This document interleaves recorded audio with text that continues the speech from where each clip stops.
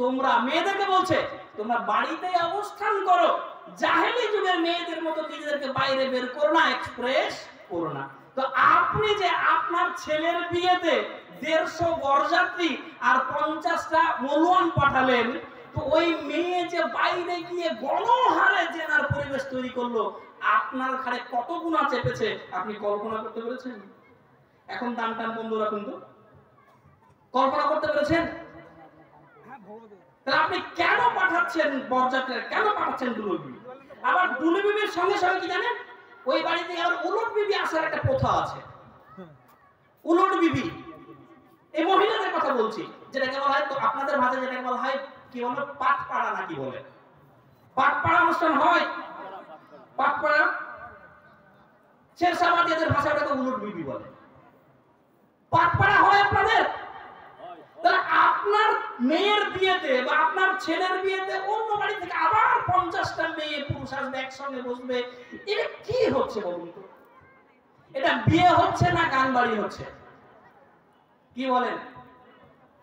আপনার যেটা মনে হয়, আমি দুই পক্ষ থেকে বলছি, আপনার মনে যেটা হবে সেটা গ্রহণ করবেন। আমি বিশ্বাস করি আপনার অন্তরে যদি ন্যূনতম ঈমান থাকে, সরিষা পরিমাণ যদি ঈমান থাকে, তাহলে এই কথাগুলো মেলাবেন আর বাড়িতে আমল করবেন।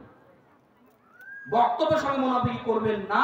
আভি নেই তো কাভি নেই, যেটা সত্য জেনে গেছেন সেই সত্য আপনাকে মানতেই হবে, মানতেই হবে, মানতেই হবে। আল্লাহ আল্লাহর কসম আপনাকে মানতেই হবে, বিকল্প কোন রাস্তা নেই। 12 নম্বর হচ্ছে গেট ধরা আর ফিতা কাটা। সুবহানাল্লাহ, আপনাদের হয় গেট ধরা?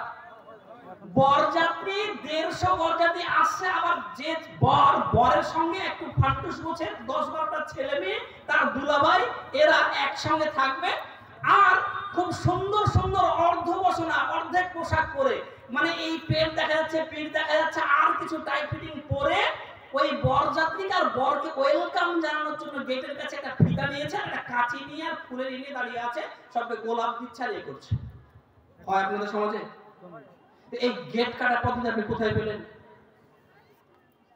আছে ইসলামে? ইসলামে আছে?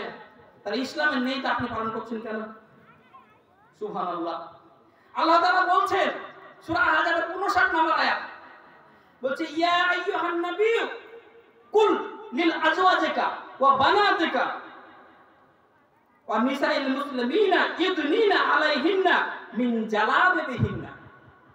বলছে হে নবী, তোমার মেয়েদেরকে, তোমার স্ত্রীদেরকে, তোমার সমাজের মেয়েদেরকে বলে দাও, তারা যেন যখন বাইরে বের হয়ে যাবে তার যে কাপড়টা, যে ওড়নাটা আছে, সেই ওড়নাটাকে টেনে নেয়, সামনে দিয়ে ঢেকে নেয়।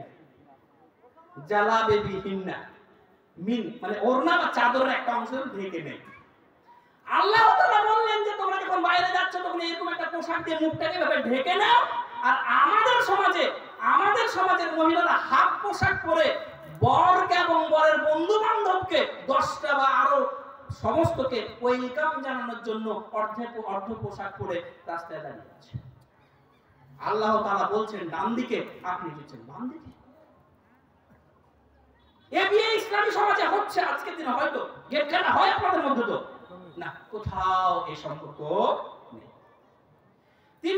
14 নম্বর হচ্ছে বরের পক্ষ থেকে পান সুপারি।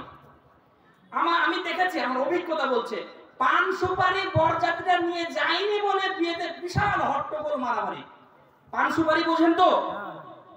এই পান সুপারি আনেনি বলে মারামারি হয়েছে। কোন কোন ক্ষেত্রে বিয়েটা হয় না, ঘুরে যায়। আপনি জানেন পান সুপারি কার সুন্নাত? শ্রীকৃষ্ণের সুন্নাত। শ্রীকৃষ্ণের সুন্নাত পান সুপারি। শ্রীকৃষ্ণ কীর্তন কাব্যের প্রথম যে পর্বটা, সেটার নাম হচ্ছে আপনার তাম্বুল খণ্ড। তাম্বুল মানে পান সুপারি। শ্রীকৃষ্ণ রাধাকে বিয়ের প্রস্তাব দিচ্ছে পান আর সুপারি দিয়ে। এক্সাক্ট ওই প্রস্তাবটা আমরা গ্রহণ করে নিয়েছি। শ্রীকৃষ্ণের সুন্নাতকে আমরা মুসলমান দাবি করে বিয়ে করতে যখন যাচ্ছি তখন পান আর সুপারি নিয়েছি। এই 2 বছর 3 বছর আগে একজন আলেম দাবি করছে না পান সুপারি ছাড়া হবে না, বরযাত্রী আসতে ঘুরতে দেব না। আমি ফোন করে উনাকে ধাওয়া দিয়েছিলাম যে খবরদার আপনার মুখ দিয়ে কথা না বের হয়। দাবি করবেন উম্মতে মুহাম্মদী আর শ্রীকৃষ্ণের সুন্নাত পালন করবে, একৃত হতে পারে। 15 নম্বর ফিতনা হচ্ছে কি উকিল বাবা। আপনাদের মধ্যে আছে উকিল বাবা? ওরা নিজের বাপ কি মরে গেছে, যেটা ধার করা বাপ নিয়ে আসতে, পার্ট টাইম বাপ নিয়ে আসতে হচ্ছে। উকিল বাবারা কোথায় পেলেন?